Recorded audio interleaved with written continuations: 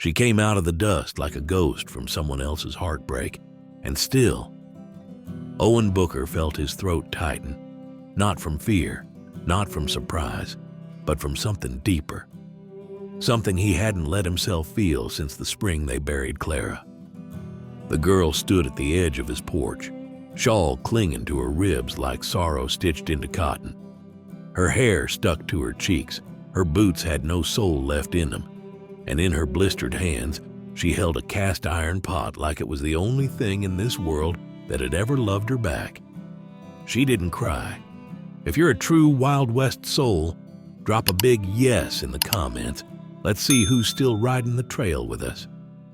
But God, something in her stillness made him want to. "I don't talk much, mister," she said. Her voice broke like a dry twig. "But I can cook."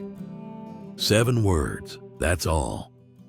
And yet they carried every mile she'd walked, every door slammed in her face, every night she'd curled her knees under an empty sky and begged it to be morning. She didn't beg now. She didn't explain. She just waited. And he knew this was not a girl asking for rescue. This was a woman offering everything she had left. He said nothing, just studied her, the cracked skin at her knuckles, the way her knees shook but didn't give out, the stubborn way she kept her shoulders squared like someone born into fight. There was no wagon, no bags, no past to speak of, and still she stood. "What's your name?" he asked. "Al," she whispered, though even that sounded borrowed. He looked down at the pot. The rim was black with fire and grief. He didn't ask what she'd cooked in it or who for. He only knew one thing, that whatever had kept her alive this long deserved a place to rest. He stepped aside. The porch creaked under his boots. "You're hired," he said. Then after a breath, quieter, steadier, like the wind settling after a long storm. "And you're home." Her shoulders dropped, not in surrender, but in relief, like a body finally remembering what it meant to stop running. She passed him without a word, her fingers brushing the door frame like she was afraid the house might vanish if she didn't hold it there. He didn't follow, didn't ask more. The door closed behind her. Owen stood alone as the sun bled out behind the hills, the wind curling quiet around his legs. He looked at the empty sky and felt, for the first time in years, that something had arrived. Not someone to save, but someone to stay. For more stories that speak in silence and heal in warmth, visit. The floor creaked beneath her bare feet as Ellie stepped into the hallway. The house was quiet. Not the peace of sleep, but the hush of grief. The kind that lingers long after the crying stops. She paused by the doorway Owen had pointed to. The door was already open, as if someone had left it that way a long time ago and never dared to close it again. The room smelled faintly of lavender, faded now, like a memory too worn to hold on to. The bed was made with care, not fresh but untouched. A quilt stitched by hand lay smooth across it, corners folded sharp. On the nightstand, a lace doily yellowed with time. A wooden hairbrush, a cracked mirror. A pair of gloves too fine for ranch work sat stiff with age. The air felt thick, like someone had once loved this room very deeply and then stopped coming in. Ellie didn't ask. She didn't need to. The silence told her everything. She moved slowly, careful not to shift anything. She ran her fingers along the dresser's edge, felt the dust cling to her skin like a whisper. This room wasn't just empty. It was held in place by memory, and Ellie could feel the pull of it, how the past still lived here in small, stubborn ways. Owen appeared in the doorway, arms folded, eyes shadowed. He didn't enter, didn't speak right away. "This was hers," she said softly, not prying, just knowing. He gave the slightest nod. "Clara. Fever took her. Spring of '74. Ellie lowered her gaze. "I'll keep it clean," she whispered. "I promise." He stayed there for a breath, then turned and left her alone with the quiet. When the sun rose, Ellie stepped into the kitchen and found it untouched. The hearth cold. Cobwebs veined the corners. Ash covered the stove like a burial. Still, she opened the windows wide and let the morning in. The wind was sharp, but it smelled clean. She boiled water, tied her hair back, and scrubbed until the wood showed grain again. The rag turned black, her fingers raw, but she didn't stop. She found old pans and washed them twice. She found flour still sealed in a jar, salt still dry. Someone had loved this kitchen once. She could feel it in the way the knives had worn grooves into the counter, the way the shelves sagged where heavy jars had once lived. She cracked 2 eggs into a chipped bowl and whisked them with steady hands. The smell of heat and salt filled the air. She moved with memory, not hers, but her mother's. The rhythm of kitchens, of hunger, of survival. And as the eggs sizzled and the wind whistled low through the windows, Ellie stood in that kitchen and made it breathe again. The bread rose slow in the cast iron pot, its crust browning along the edges, golden where the heat touched just right. Ellie stood by the hearth, sleeves rolled, hands dusted in flour. The kitchen, though still quiet, no longer felt empty. It carried the weight of heat now, of promise, of something turning warm again. As she stirred the stew, bones simmering soft, carrots and onion falling into broth, her thoughts drifted, uninvited but insistent. The smell of bread always brought her back. Millstone Bakery before dawn, her father humming off-key, hands wrapped in cloth to hide the burns. Her mother pinning on a patched apron, singing to herself in a language Ellie never learned, only memorized in melody. She remembered the morning the singing stopped, winter of '74. The coffin had turned thick and red, and the doctor's shoes had tracked snow across the bedroom floor. Ellie had held her mother's hand, small and still as bread left to rise and forgotten. After the funeral, her father's silence became a wall, and his hands moved slower. He was gone 2 years later, buried without a headstone, his body broken beneath a mine that had taken everything but the debt. The bakery, the hearth, the life, gone. She had held on to the pan, the one her mother had used for blackberry stew. It was the only thing no man had taken from her. Now she lifted it carefully from the fire, setting it on a cloth like it was glass. She ladled the stew into a deep ceramic bowl she had scrubbed clean that morning, broke the loaf into rough, even slices. No garnish, no knead, just food made with both hands and memory. Owen entered the room without a word. His boots thudded soft on the floorboards. He sat at the table. Ellie placed the bowl in front of him, then the bread. He looked at it like it meant something. Maybe it did. She didn't speak, just waited, fingers laced behind her back. He tasted the soup, slowly, quietly. He didn't say a word, just kept eating. Halfway through, he paused, set the spoon down with care, and glanced at the bread. "Cornbread holds together," he said at last. Ellie's breath caught. "Cornmeal and lard. No eggs," she replied. "Mama's trick. Hens wouldn't lay in winter." He nodded once and kept eating. That was all. Later, when she passed through the kitchen in the dark, the fire banked low, she saw it. Kindling stacked higher than before. 2 eggs in a clean bowl on the bench. No note, no sound. Just there. The next morning, the hearth was warm before sunrise. The mornings came earlier now.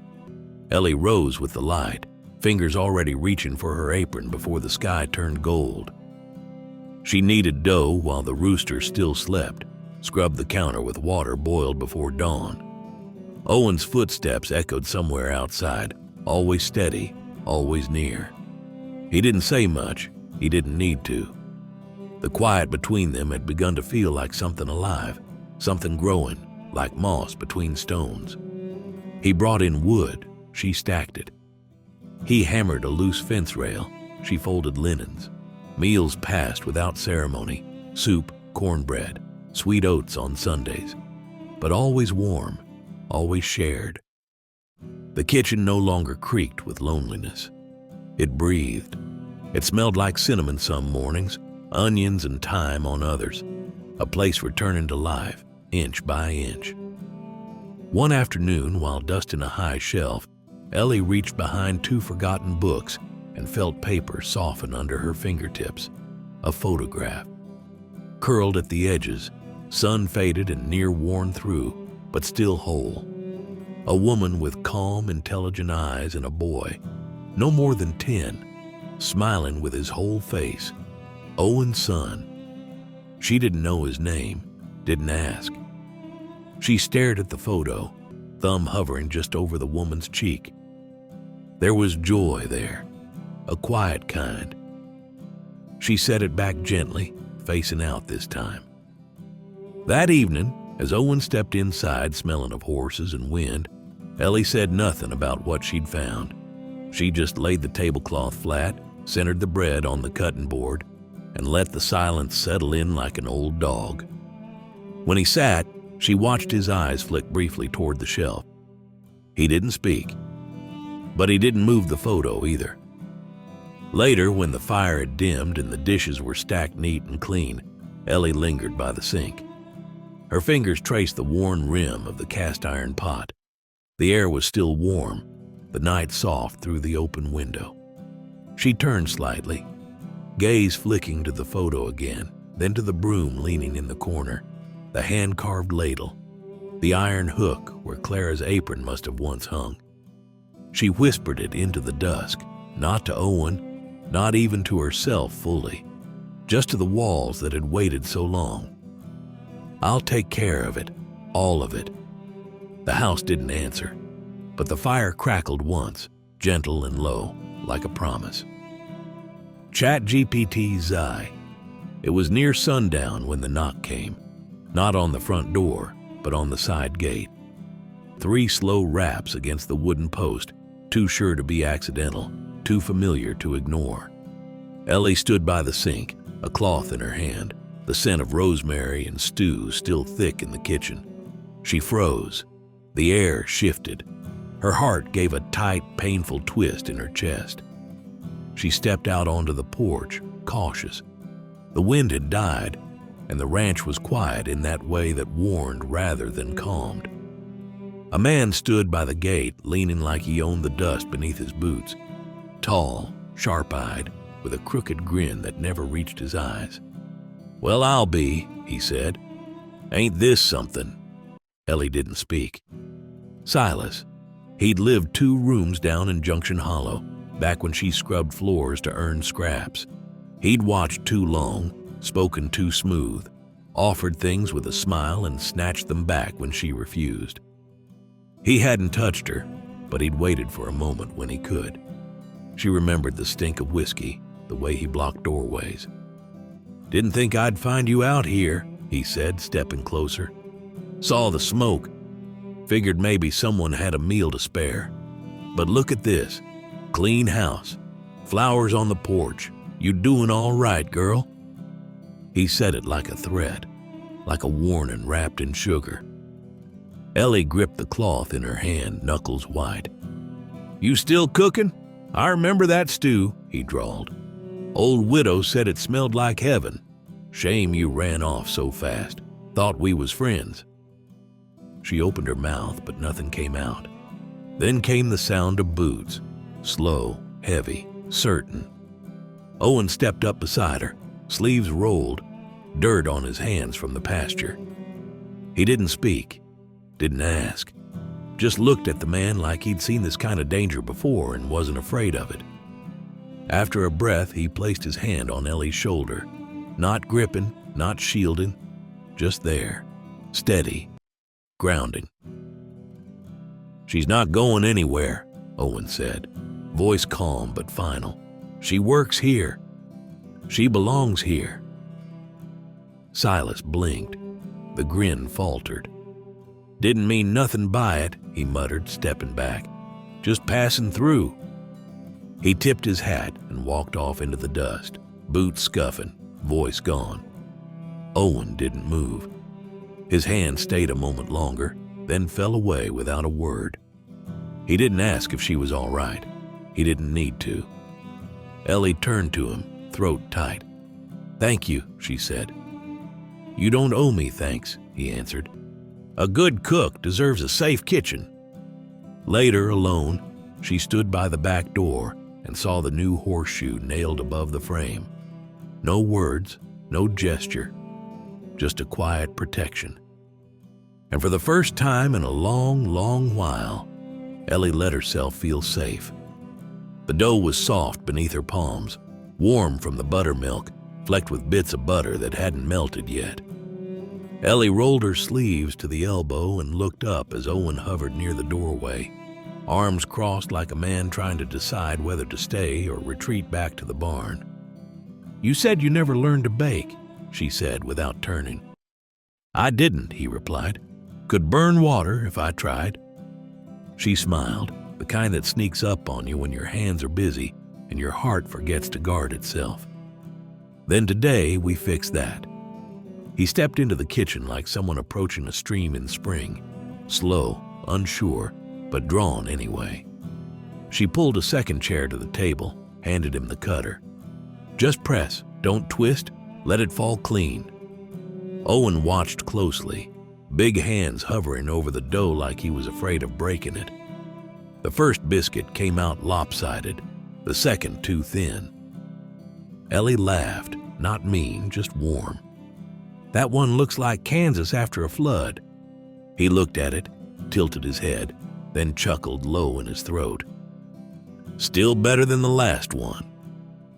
They moved side by side, elbows brushing, flour turning their hands white. The fire in the stove crackled gently. Outside, the wind stirred but didn't push. Inside, something looser settled between them. He leaned on the counter as the biscuits baked, watching her more than the oven. "Your mama teach you?" Ellie nodded, gaze soft. "She used to sing while she mixed. Said dough knows if your heart's not in it." He didn't answer right away, just let the silence stretch, the kind that wasn't heavy anymore, just full. When the biscuits came out, golden crisp at the edges, he reached too early, burned his fingers, muttered under his breath. "I warned you," she said, biting a smile. He blew on it, then took a bite. "It's good," he said, as if surprised by the way something simple could taste like memory. That night she found it on the shelf, a rolling pin, newly carved, smooth oak. Just the right weight. No note, no mention. But she ran her fingers along the handle and felt the care in every curve. She didn't say anything the next morning, just used it like it had always belonged in her hands. Later, when Owen passed behind her in the kitchen, their shoulders touched for just a second. Neither of them flinched, because sometimes silence is not what's missing. It's what's being built. ChatGPT's eye. The letter came folded neat in cream-colored paper, its edges crisp, the ink careful and kind. Ellie found it tucked in her apron pocket after church, left there by the mayor's wife, with a smile that didn't wait for permission. The words were warm, gracious even. A storefront in town had opened, a kitchen needing hands that knew how to coax life out of flour and fire. She'd tasted Ellie's peach cobbler the week before and claimed it was the best this side of Abilene. The offer was real, a chance to have her own name above a door, her own space, her own rules. Ellie read it once, then again, folded it, tucked it beneath the bread tin. She baked anyway. That evening, the kitchen smelled of sourdough, sharp and soft all at once, like her mother's recipe, the kind that rose even in a cold oven. Her hands moved without thought, flour, water, salt, time. She shaped the loaf slow, like goodbye. By dusk, Owen was on the porch, staring out over the land with his hat low, shoulders still. She brought the bread wrapped in cloth and sat beside him. The sky was turning the kind of pink that hurt to look at for too long. "I was thinking I might go," she said. His eyes stayed on the horizon. "Town's got a stove that works, real counters, people who'll pay good for soft bread." He nodded, not quick, not sharp, just steady. "You should," he said. Ellie swallowed. "It's not about heart," she whispered. "It's about not missing what might be mine." "I understand." The silence between them turned long and thin. Owen stood after a while, walked back inside. He didn't take the bread with him, didn't say goodnight. She stayed on the porch until the stars came out, the cloth-wrapped loaf cooling in her lap. The wind was colder than it had been all week. That night, she didn't sleep much. She packed nothing, but she watched the window for a long time, the hills silver in the dark, the path to town clear. By morning, her mind was set, or nearly. She made it halfway to the ridge before the sun caught the horizon. The fields behind her glowed like honey. She stopped, turned, the loaf still warm beneath her arm. ChatGPT's eye. The edge of town came slow in the morning light, rooftops blinking awake beneath the rising sun. Ellie stood where the dirt road curved near the first picket fences, a loaf of bread wrapped in cloth under her arm, still warm from the early oven. Her boots paused in the gravel. Behind her, the plain stretched wide and silent, gold bleeding into the hills. Ahead, the bakery sign swung in the breeze, a small bell tinkling against wood. She could almost see it, her name on the window, flour on her apron, a bell above the door that chimed when folks came looking for sweetness. A place that was hers, a kitchen without ghosts. She stepped forward, then stopped. The breeze shifted. It didn't smell like town. It smelled like smoke and sage, like horses, like home. She turned slowly, heart suddenly louder than her boots. The loaf pressed warm against her ribs, the cloth holding more than bread. It held every quiet morning she'd shared at the ranch, every glance across a table, every word that didn't need saying. By the time she reached the barn, the sun had lifted fully. Owen stood inside, tying rope, sleeves pushed up, sweat already darkening his shirt. He didn't hear her at first. "I made it to the ridge," she said. He turned, stilled. She stepped into the doorway, dust clinging to her hem, the bread still tucked in the crook of her arm. "But I couldn't keep walking." Owen didn't speak. She swallowed. "Not unless you fire me." A breath passed, then another. He set the rope down, wiped his hands on his trousers, and walked over without a word. She didn't look away. He reached into his pocket and pulled out something wrapped in soft, worn cloth. His fingers moved slow, careful. Inside was a silver ring, modest, scuffed, but whole. No shine, just something that had lasted. He placed it in her hand. "Then you're not just hired," he said, voice low and rough. "You're home." Ellie blinked fast, closed her fingers around it. She didn't cry. Not quite. Just breathed. "I hope you like biscuits every day," she whispered. He smiled. "As long as they come with you." The wind picked up outside, rustling hay in the loft above them. A chicken clucked somewhere near the coop. Nothing grand, no fireworks. Just a moment that felt steady. Sure enough. She looked down at the ring again, small in her flour-streaked hand. Not new, but offered, freely. And that was more than she had ever dreamed.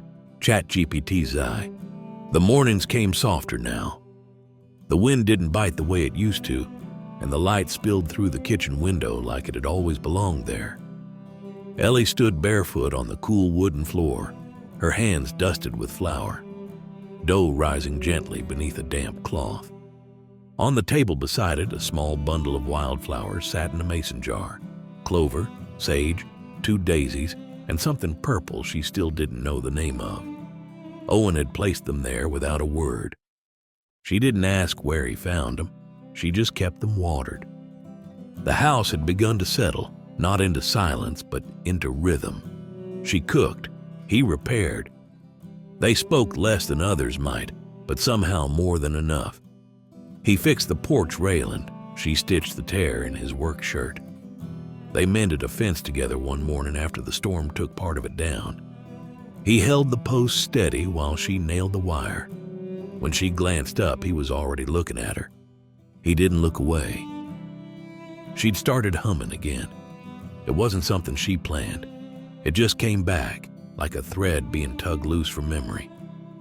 Her mother's songs, half remembered, half invented, drifted over the scent of bacon bread. Sometimes Owen would pause at the doorway, listening without saying so. Sometimes he'd smile and go back to whatever he was doing.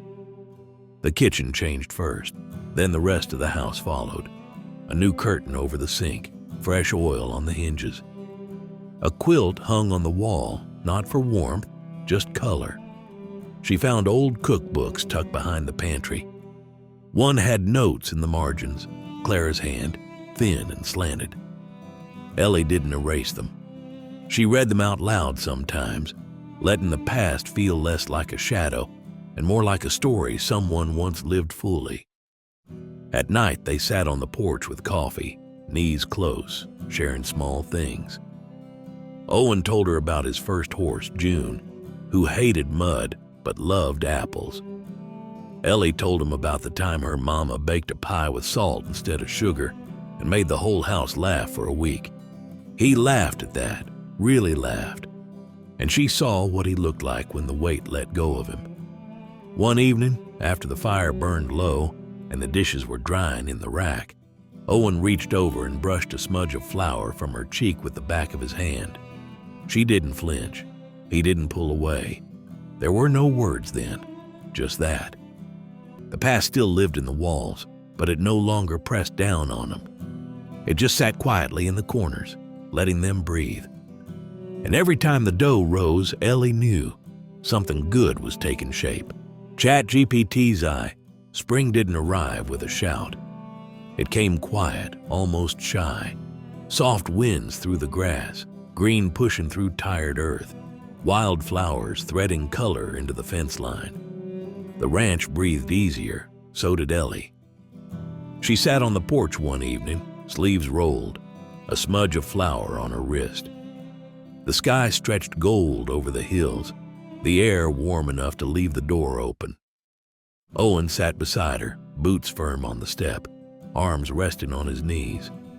They had eaten supper in silence, roasted carrots, leftover stew, and bread still warm from the hearth. Nothing special, except it was. Ellie pulled the shawl tighter around her shoulders. "You ever think about what it means to stay?" she asked, her voice gentle, eyes on the fields. Owen didn't answer right away. He reached down, rubbed his thumb across a nick in the wood rail. Then quietly, "I've been stuck before. This don't feel like that." She nodded. A slow smile tugged at the corner of her mouth. "No, it doesn't." He didn't say more. He didn't need to. The next morning, she found him in the kitchen sanding the long oak table, smoothing it for dough. There was coffee waiting. The kindling was already lit, and beside the sink, a jar of early clover sat where the sunlight hit just right. No ribbon, no note. Just there. Ellie baked sweet rolls that afternoon, brushed them with honey, left one on a napkin by his workshop door. Later, when she passed, the napkin was gone, and a hand-carved spoon sat on the windowsill. That night, she placed her hand lightly on his as he reached for the bread. His thumb brushed hers, stayed there. He looked at her, not surprised, not uncertain, just present, like a man who'd finally learned the shape of comfort. The fire crackled in the hearth. A loaf cooled on the table. A single cup waited to be filled beside hers. No ring was given that day, no vows whispered. But when Owen rose and poured her coffee first, added the sugar just the way she liked it, and sat without looking away, she felt it. That was his yes. Not loud, not polished, but enough. Outside, the wind turned soft and sweet. Inside, the warmth lingered. And Ellie, once a girl with only a pot and a name spoken like a prayer, leaned back in her chair and smiled. She was home. That's the end of the trail, folks. Drop a yes if you're a true Wild West fan. Thanks for riding with me.